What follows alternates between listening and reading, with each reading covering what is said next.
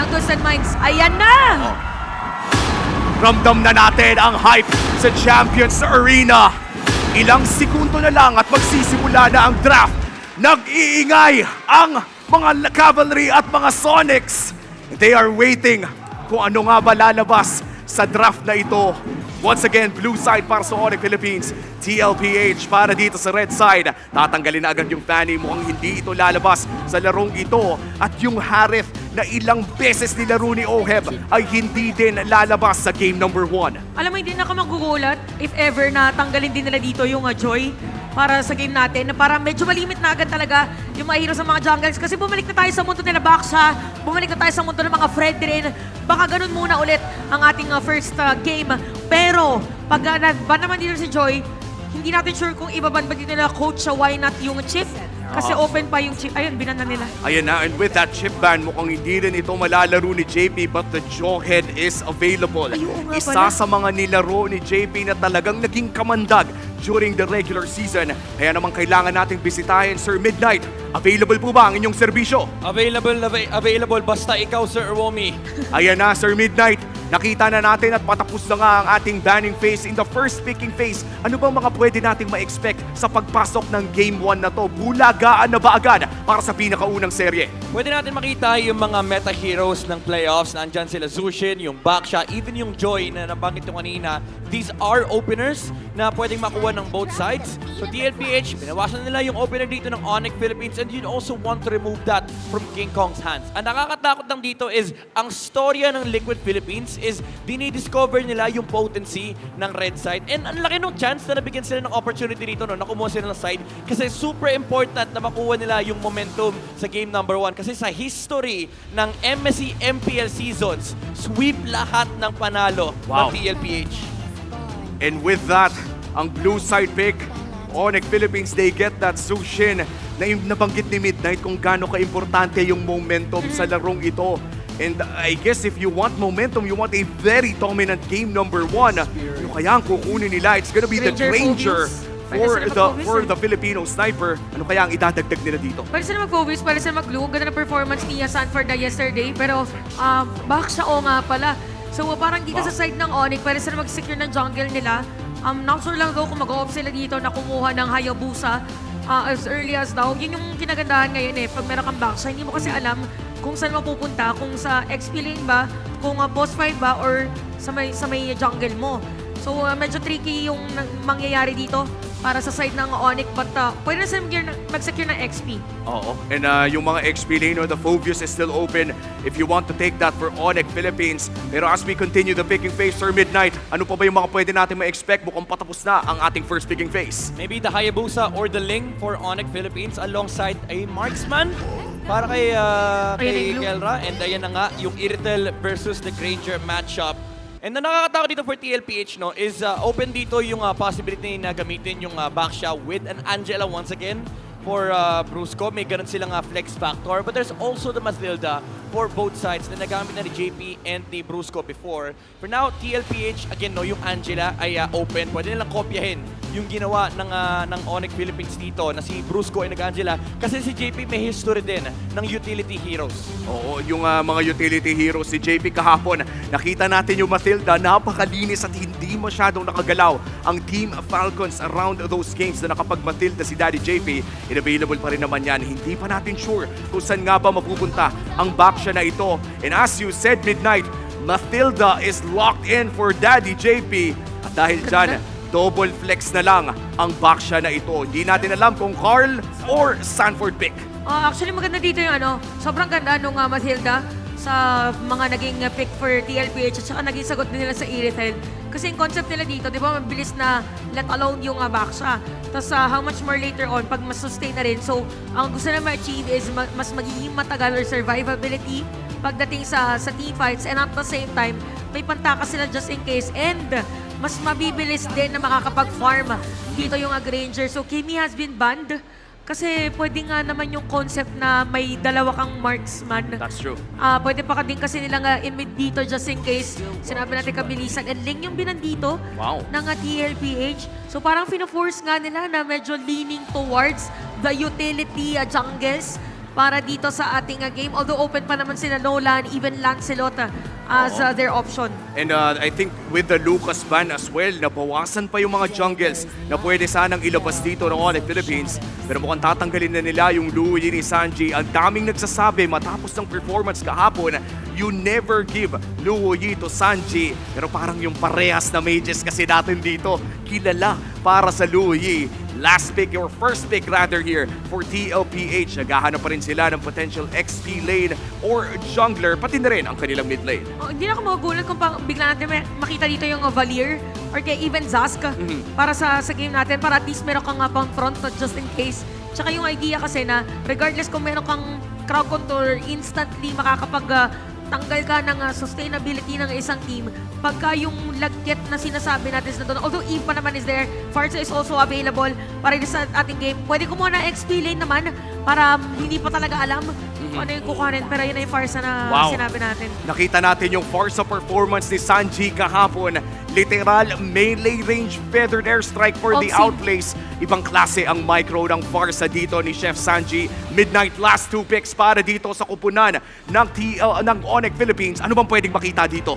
Maybe X-Borg para kay King Kong, maybe utility jungler. If maghahanap ka ng assassin, Lancelot is also available for Onyx Philippines, considering na baka ito yung pina-force ng TLPH. Pero again, for both sides, no, yung X-Borg maganda sa Onyx Philippines, maganda rin naman yan for TLPH. Kasi nakuha nila yung Farsa, so medyo bawas yung mga heroes na kaya magtanggal ng Firaga Armor. Oo, yung Firaga Armor din talaga yung talagang binabantayan. If you are an X-Borg, kapag kaya ma-burst, medyo pangit mag-X-Borg. Pero mukhang kukunin na nga nila dito, as you said, Midnight, the Lancelot locked in for King Kong at show naman para kay Brusco. Para bang bumabalik tayo ng Season 7, pero ito na, easy Phobius pick up mula dito sa side ng TLPH. This is the Game 1 draft of our Grand Finals. Best of 7 ang ating galawan para dito. At kung titignan yung mga hero nila, Chantel, sino ba sa tingin mo yung makakalamang sa napaka-important at crucial na early game ng Game 1 na ito? Actually, sa early game dito, halos pantay yung dalawang teams natin. Just so happen na in terms of mobility, mas mabilis kasi yung heroes ng side ng Onyx, side ng TLPH kasi meron sila Matilda and even yung Baksha nga dito. It's all about the rotation. Most probably para dito kay Brusco, kailangan lang niyang malaman kung nasaan si Cartesi kasi meron siyang taga-sundo dito sa hero ni JP. Actually, mabilis yung yung jungle pathing ng dalawang jungles. Palitan lang talaga no para sa game number 1. May mga counter pick tayong nakikita, ibang disiplina at ibang mga playstyles, pero isa lang ang katotohanan, isa lang ang mananalo sa game number 1. It's Onyx Philippines versus Team Liquid Philippines. Welcome to the Grand Finals. Gasters, Basto! Ang unang hakbang sa pagiging immortal ay magsisimula na.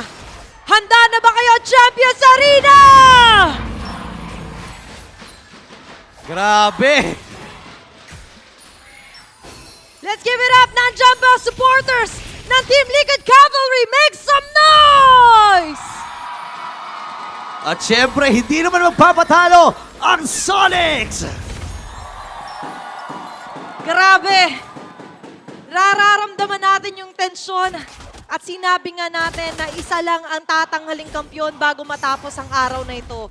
Pero balikan natin muli dito sa Sonics or Onyx, ilalabas ni King Kong yung kanyang Lancelot. Mukhang ito yung pinaghandaan ni King Kong sa buong regular season. Lumabas yung weakness ng Onyx Philippines, yung inability nila na i-flex si King Kong na kapag umabot ng second phase at wala na silang jungle hero, doon sila napupuruhan. Pero ngayon may sagot sila laban sa Liquid Philippines. Lancelot pa sa harap ni Cartesi. Yun nga eh, imaginein mo Carl Tusok, pinapakitaan mo ng Carl TZ, sobrang iconic talaga ng hero na yan. And meron pa nga siyang skin, di ba, ng Tusok. Sa kanya pa yan. Sa kanya nahahalin tulad di ba? Kumbaga may Filipino translation yung teasing nga, sabi ni Chantel, tusok talaga yon. Pero ngayon, nakita natin yung harapan. Of course, onto the top lane, kailangan din natin bantayan dito si Kelra at si Hoeb. Alam naman natin si Kelra, may MSC title to. Meron siya pinangahawakan experience, pero para sa TLPH, ito yung mailap sa kanila Midnight eh. Oo, ilang seasons, ilang taon, ilang MPL yung kinuha nila para masubukan ni Carl yung MSC title. Pero ito, Sanford. Ayun na, magkakasubukan. Phantom Execution and Tornos from King Kong. Pero lalayo na muna dito ang Team Liquid Philippines. First turtle actually available na at sisimula ito ng Onyx. Yeah, it's all about the attendance na nga lang din doon. Pero may namumuong tensyon, Sanford Carl. with Dark Wave at Carl TZ uuntog doon. Ayun na, nabangga, Feather Airstrike, atras kagad Super Prince, wala pa siya level 4 dito, pero nauna ang first blood para sa Onyx Philippines. Si Chanji kagad ang napatay, pero naman sumama na kagad si Guerra, kailangan niya ng tulong. And this time ay namatay si Sanford sa laban na yun. Family Sunday! Ano kagad nag-family bonding? Ba- Yung super family, imagine mo yung gold lane nasa turtle, first turtle. Ayan na, wait lang, hindi pa pala tapos to kasi nakuha din ng Onyx Philippines yung unang Carl! pagong habang si Carlito ay binababara ng grab King Kong again ang makakakuha. Di pa And this tapos! time, pumasok na rin si Busco, meron siyang sipa. Nabitawan na nga kagad at sakto yung target kasi si Sanji ang hinabol pero wings by wings. Para Sanford. makatayo ni Sanford, nakabawi din. Grabe naman, 3 minuto pa lang ha.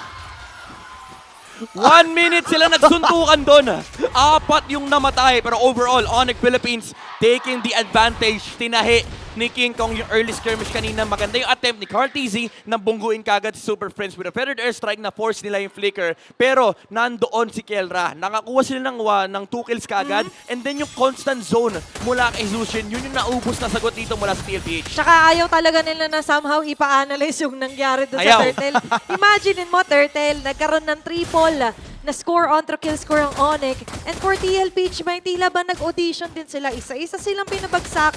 But checking onto the rotation naman, mamaya pa natin expect talaga, especially onto our Infinix in-game equipment, di pa naman settled yung kanilang mga first items. Ano pa naman, chillax pa ang mga Onyx peeps dito kasi late game pa technically yung timing nila. Pero for TLPH, malaking concern to kasi you have this lineup na supposedly dapat gana ng early to mid game with the Baksha and Matilda combo. Oo You're nga. supposed to give space for the Granger na kapag umabot sila dun sa Skypiercer timing, malaki yung advantage na nabuo nila. But so far, Onyx Philippines is the one holding that advantage. Yeah, and gusto ko lang balikan yung sinasabi mo about sa rotation. No? Kung titingnan natin at ikukumpara ang Onyx Philippines sa TLPH, talagang malaki ang kalamangan ng TLPH dito. Imagine mo, meron kang Matilda na pwede mag-guiding wing kung saan papunta. Si Sanji naman, lilipad-lipad lang para munting ibon. At ito namang si Carl TZ, gugulong-gulong lang. So kahit saan sila gustong magpunta, go kagad sila. Oh, wait lang go din ata dito. Grabe yung bonding talaga dito ni King Kong and Kirk. At sinabi nga natin, na-expect sana natin sa TLPH yung earlier. Pero Midnight, ano ba yung afford muna ngayon ng TLPH? Kasi hindi gumagana yung Matilda comp nila. I'd say let the Carl TZ stand on the front line. Kaso ang problema, binibigyan sila kagad ng Onyx. Ayun na, pinagtutulong-tulungan na dito si Carl TZ. Complicated, Phantom Execution ay ginamit ni King Kong para lang makatakas. Kasi alam niya na medyo mahirap ang kanyang pagdadaanan sa kamay ni Sanford with the Dark Wave. And yung ultimate ay available din naman. So ngayon ay pagong. Ay hawakan na rin Brusco. And also, nag-flicker doon si Sanford Midnight. So alam ito ng Supersonics or ng Sonics na tila baka hindi pwede pambigla-bigla dito si Sanford. Yeah, inuubos nila yung oras nung TLPH. And ito yung capacity ng Onyx. Yung lineup nila is meant to just dance around Team Liquid Philippines. You have the Zushin na mangzuzone lang ng mga frontliners na force yung mga mobility spells mula sa TLPH. And even si Brusco at si King Kong, ang dami kasi nilang dash. So even if nag-enjoy dito yung Phobius, wala naman sila ma-convert na kills. Yeah, kumbaga lahat ng oras dito ginagawa lang Onyx high. Pero ngayon, naglatag din si Sanji ng kanyang feathered airstrike. Pero look at the turtle. Ito nga. pala yung dance ng TL. Yun nga Tsaka may trade din na ginawa doon. Sinuko nila yung pagonga kasabay. Dotore doon sa may bandang ibaba. And 1.4K na kalamangan para sa Onyx Philippines. Pero may salubungan na naman sa gitna.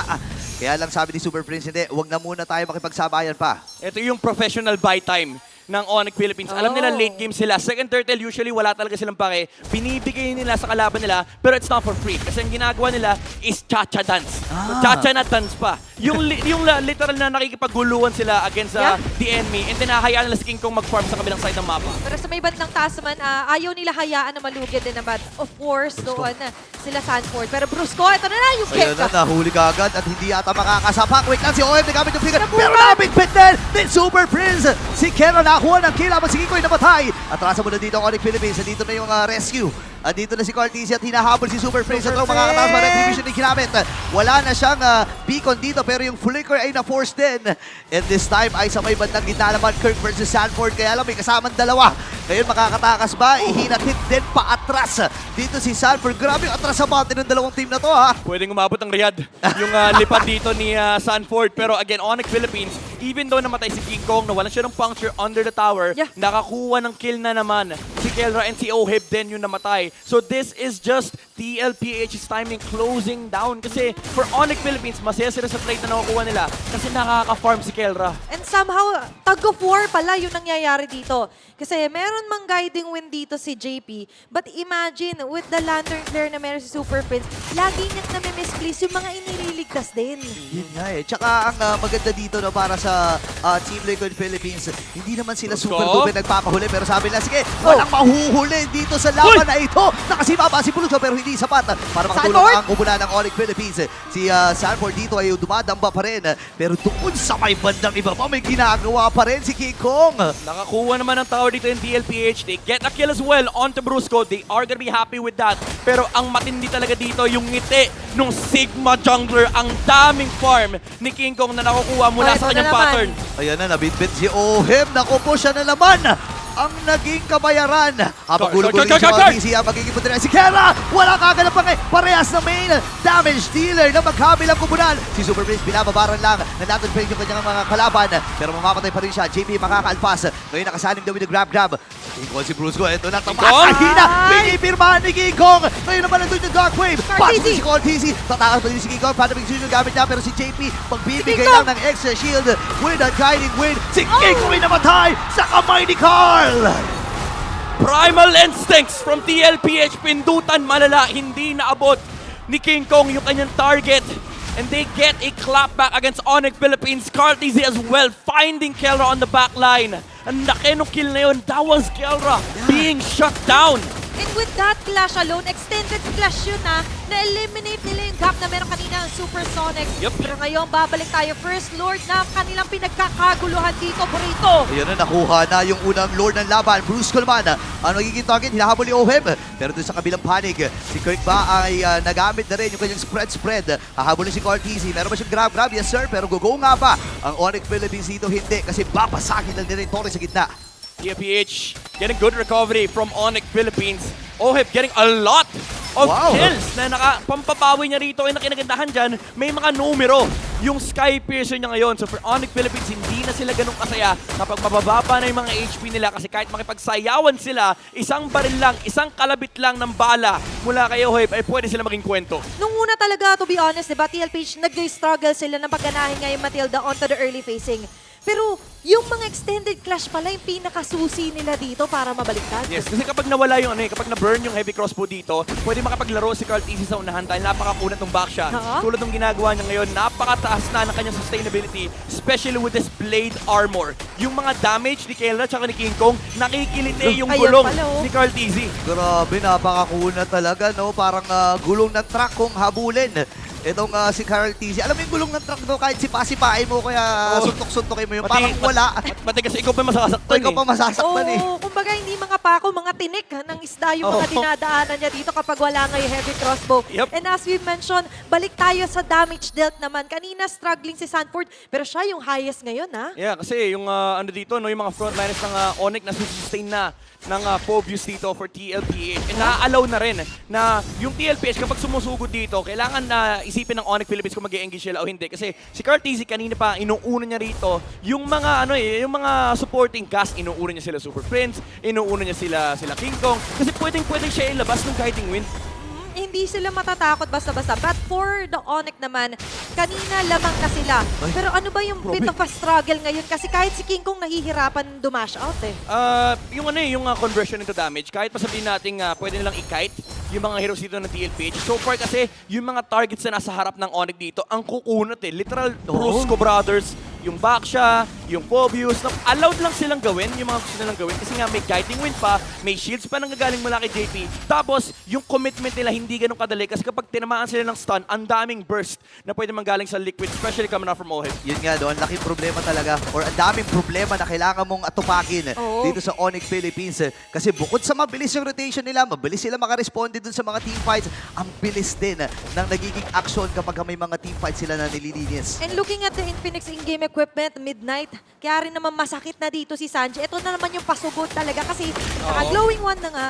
And imagine, di ba, wala na siya kakatakutan masyado. Yeah, may Genius Genius 1 pa, Wand. additional penetration, and si Kelra dito hindi pa tapos yung kanyang Malefic Gun, so wala pa yung penetration versus the Blade Armor, and also against the defensive capabilities of the Phobius. Dominance Ice nga lang eh. Yung hawak ni Sanford panlaban nito kay Kelra, pero kasi ang ka-1v1 ni Kelra dito, yung ano eh, yung glue tsaka yung Zushin, ka-1v1 pero dalawa eh, no? Kasama. 1v1 sa dalawa. Di ba? And nakikita naman natin ngayon for TLPH, lamang sila doon sa mga extended, sustainable team fight. Pero mukhang dito rin sa mga pickups gusto nila magkaroon eh. Oo, ang bilis ng responde dito ng Onyx Philippines. Tsaka ng Team Liquid Philippines, right after nung bangga ni Carl TZ, parang bang ano eh, automatic na eh. Alam na yung Sanji na, bitawan ko agad yung Feather Nation. Oo. Doon pa sa pinakadulo, no? Kumbaga ginagawa nilang ano, naglalakad na stun. Well, gumugulong na yan, stun. gumugulong. Oo. Si Carl TZ, kapag may tinamaan, pero airstrike agad. Tapos nakita mo yung damage Oo. ng Onyx. Kinilitin nila si Carl. Isang shield lang yun eh. Mula rin sa Matilda. Lalo ngayon, kompleto na yung Assault Kiras. Yeah, tumataas yung total heal. Ayan o, ayan o. Kaso ito na naman, Kelra, tatakbo na lang muna. Bandang gitna naman, nahihirapan din sila Super Friends kasi magaling chase, malakas yung TL. Naku, 4v5 itong laban na ito. Si Kirk ay napaspread na rin. Ngayon, magsisimula na King Kong. ang Lord na ito. Hinahabol ata ni King Kong. King Kong Ayaw versus pala Carl. pitin. Sabi ni Carl, sige, King Kong, panoorin mo kasi yung M2 World 2v2. Championship. Ganito mag-Lancelot. Umit na nga si Sanford ngayon na hinahabol. Uy, Pero, sa likod! ay, nakakuha ng kill doon sa may bandang likuran. Naku, 4v4 ang magiging laban. Yung Lord ay i-reach. Si Sanford ay mapapa-flicker. Habol din si Kirk. Ngayon tatamaan din. And available pa yung kanyang grab. At nakasampa na nga Carlito. Nakuha yung Lord. Pero may magpakat din. Mamamatay ang gold standard. Same with this one. Super Prince ay tutumpa din sa kamay ng TL. Oh my goodness, TLPH, it started off as a mistake. Naiwan nila si Sanji sa likuran. Maganda yung nahanap na entry point dito ni Kelra. Shutting down the Parsa. Pero Cartesi, with a quick turn, binalagyan niya yung Lord. Sabi niya, guys, alam kong sinabi ko sa inyo, chill kayo, pero wag niyong iwan yung Lord. Di ba kanina nagre-ready pa lang ako na kapalit dalawang buhay dito for the Lord para sa TLPH pero hindi sila pumayag. Oh, Hebdoso going for the double kill. You mentioned Sanji making a mistake pero mission failed successfully pa nga yata yun. Oo, nag-U-turn eh. Si Cartesi sabi niya, teka lang boss, may naiwan ako sa bahay. Bumalik bigla eh, no? Pero mabilis din lang naman na matutunaw ng Onyx Philippines yung Yeah. Lord na dumamba doon sa may bandang itaas ngayon. Round number 2 ba? 2.7k ang gold deal. Yeah. And JP at itong si Carlito, sila lang talaga yung umaabante at nanggugulo sa Super Fam. Pero Midnight, they're getting the right target. Naabot na nila si Sanji pero bakit struggling pa rin ngayon yung Onyx? Wala, nung dumating yung gulong, ang hirap eh. Kumbaga si Kellet sinusubukan niyang butasan, pero sabi nga ni Burrito kanina, kahit anong sipa mo, wala eh. Hindi mo mabutas, napakakunat nung back siya ngayon. And imagine, 2v3 yung laban kanina sa Lord. Medyo malayo na si King Kong, kaya hindi na nakuha yung Lord. And nandoon na si Carl TZ, hindi na siya nagkamali. Na-retry niya na yung Lord this time around. And this puts a big advantage to the side of TLPH kasi ngayon hawak nila yung mapa.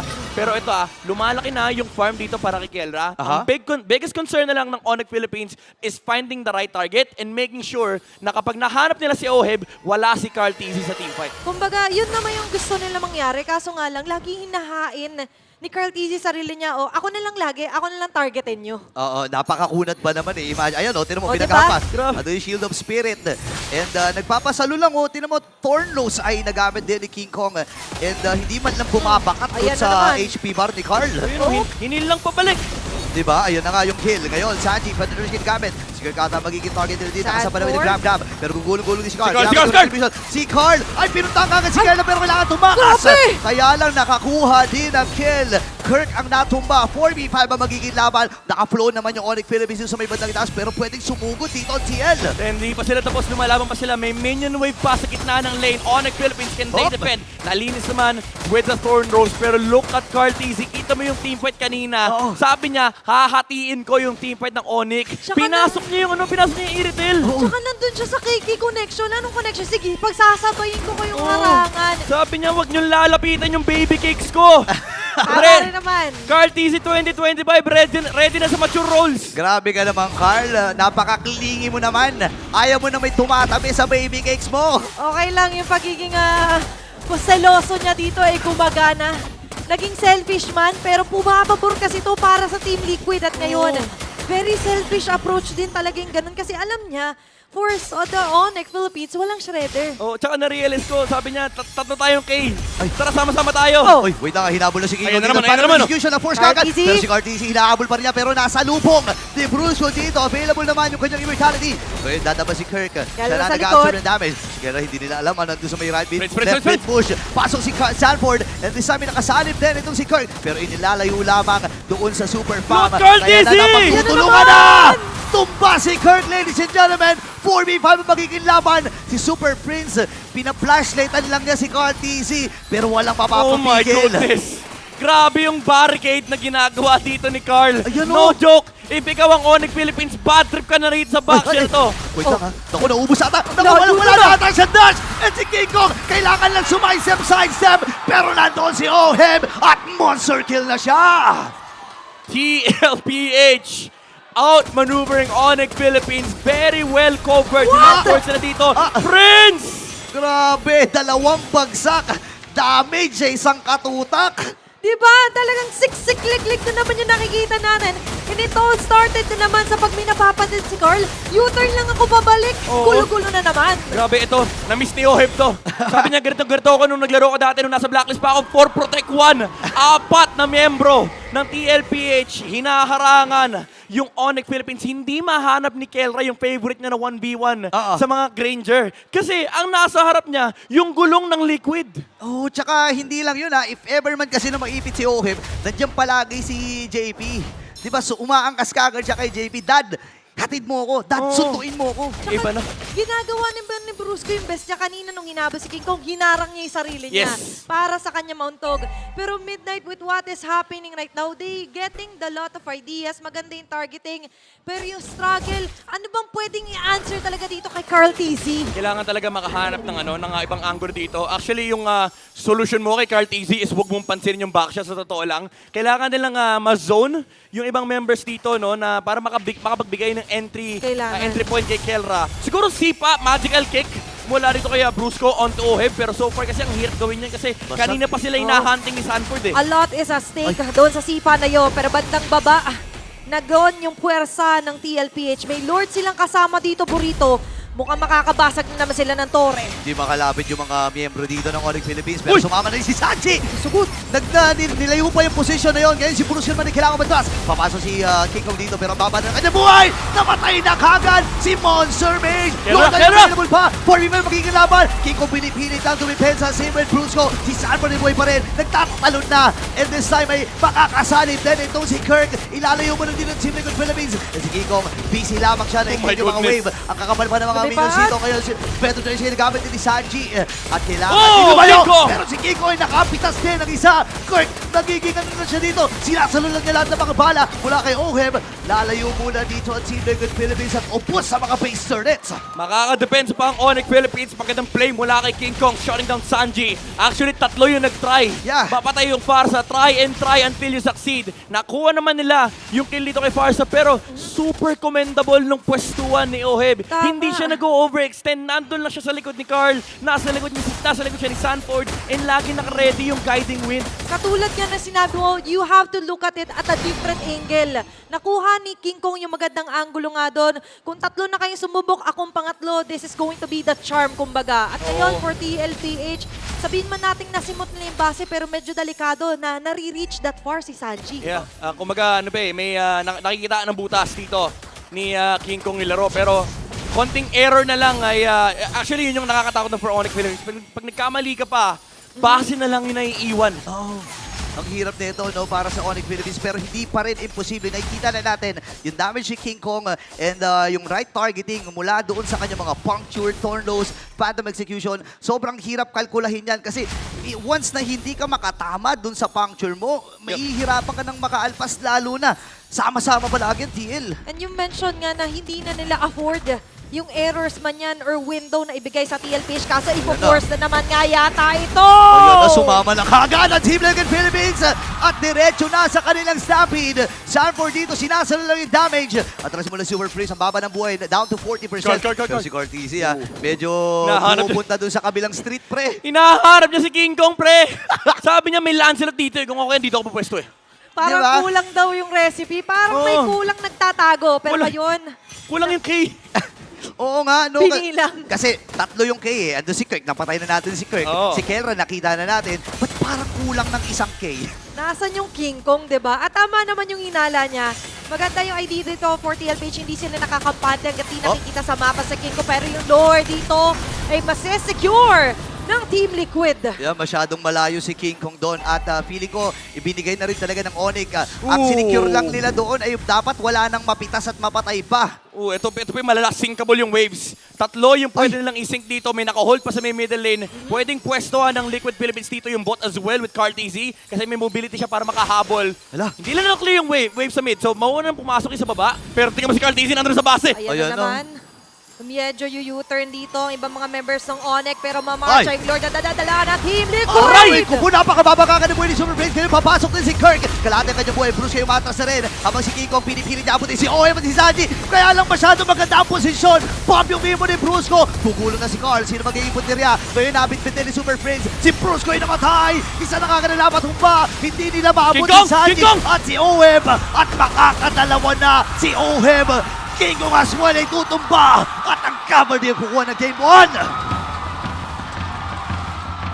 A great start para sa Cavalry, taking that first game win for our Grand Finals.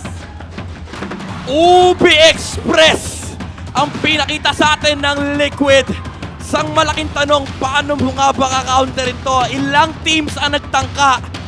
TLPH, pinakitaan ng Super Fam. Unang laban pero siksik ang aksyon. At hatid sa atin para himayin ang aksyon, Chantel and Umi, kayo na muna.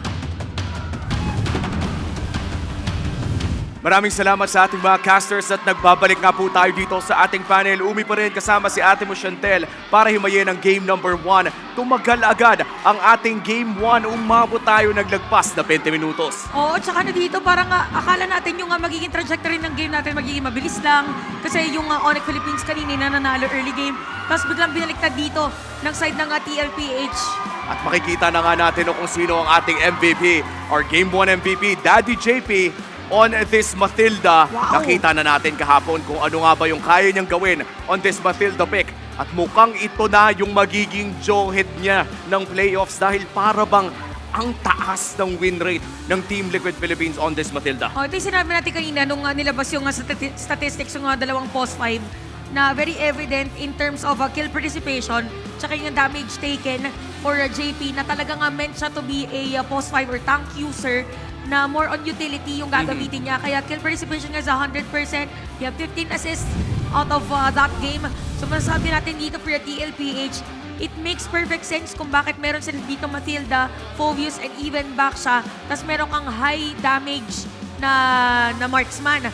So with these three front runners, yung Matilda and yung sinabi natin na Baksha and even Phoveus dito, naging madali for the side of TLPH na i-target kung sino yung gusto nilang puntahan. Kasi you have the Circle Eagle, tapos biglang pwede pa mangbangga yung Baksha, and at the same time, you also have the Dark Wave for Sanford Zero. Ang dami nga talaga nilang ways para makapasok sa backline ng Onyx Philippines. But as we look at the MVP highlights, kita din naman na may mga moments ng Onyx Philippines during the early game.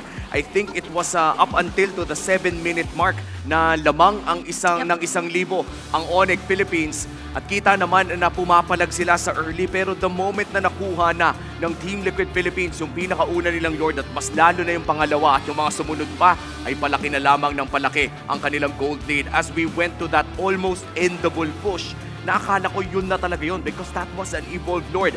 But with a great defense na nagmula sa Onyx Philippines 20 minutes in, ay nakakita pa tayo ng isa pang Lord reset. Oh, nagkataon lang talaga na nasira lahat ng inhibitor turrets doon sa initial na Lord. Ayan.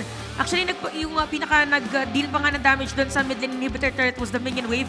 And I gotta say for Onyx dito, tama yung sinabi mo na maganda yung naging defense nila doon. Pero kasi nung last Lord na, ang hirap na. That's true. Makikita mo na sinulong ni Brusco tsaka ni Kirk yung sarili nila. Pero kasi yung damage mo doon sa minion wave, yung minion wave na sobrang kapal, ang hirap nun para kila King Kong and even kila kahit sila pa yung pinaka main damage dealer for the team.